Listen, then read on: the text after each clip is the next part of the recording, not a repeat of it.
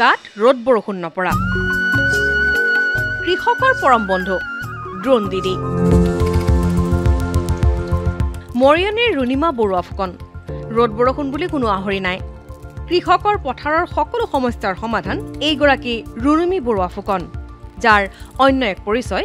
drone দিদি কৃষিখণ্ডলৈ আমূল পৰিৱৰ্তন সাধন কৰি অসমতো অত্যাধুনিক প্ৰযুক্তিৰ ব্যৱহাৰ হ'বলৈ ধৰিলে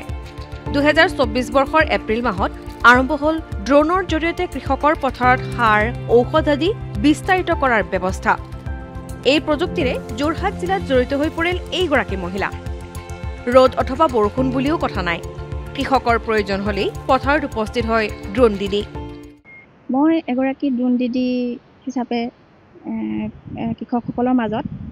ড্ৰোন চলাই কৃষকৰ খেতি পথাৰত সাৰ স্প্ৰে কৰি আছো মোক সকলোৱে ড্ৰোন দিদি বুলি জানে দৈনিক 25 বিঘা কৃষি পথাৰত সাৰ অথবা কীটনাশক স্প্ৰে কৰিব পাৰে এই ড্ৰোনৰ জৰিয়তে সদায় কৃষকৰ লগত থাকি ভাল পোৱা এইগৰাকী মহিলাই কেন্দ্ৰীয় আৰু ৰাজ্য চৰকাৰক ধন্যবাদ জনালে আমাৰ অসম চৰকাৰ তথা ভাৰত চৰকাৰক ধন্যবাদ জ্ঞাপন কৰিছো তেওঁলোকৰ নমো ড্ৰোন দিদি আঁচনিক মোক অংশীদাৰ হ'বলৈ মোক তেওঁলোকে সুবিধা দিলে মোৰ মানে এতিয়া কৃষকসকল বন্ধুৰ দৰে আমি সকলো কৃষকৰ লগতে বৰ্তমান জড়িত হৈ আছো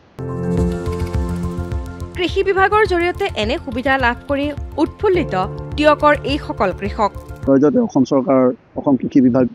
বিভাগলৈ আমাৰ টিয়ক চাহডাঙৰসমূহ কৃষকৰ তৰফৰ পৰা আন্তৰিক অভিনন্দন জনাইছোঁ যে কিছুমান অচিনাক্ত পোকে আমাৰ পথাৰখন এফালৰ পৰা গৰুৱে খোৱাৰ দৰে খাই গৈছিল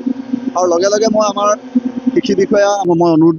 জনালোঁ ফোনযোগে তেখেতে লগে লগে এটা ব্যৱস্থা গ্ৰহণ কৰিলে আমাৰ তৎকালীনভাৱে আমাক সমস্যাটো সমাধান হোৱাকৈ জিলা কৃষি বিষয়াৰ লগত আলোচনা কৰি আমাক অসম চৰকাৰৰ তৰফৰ পৰা দৰৱৰ ব্যৱস্থা কৰিলে পথাৰত সুৰপোকে সৃষ্টি কৰিছিল সন্ত্ৰাসৰ কিন্তু কৃষি বিভাগ আৰু ড্ৰোন দিদিৰ তৎপৰতাত ৰক্ষা পৰিল কৃষকৰ হেঁপাহৰ সেউজীয়া পথাৰখন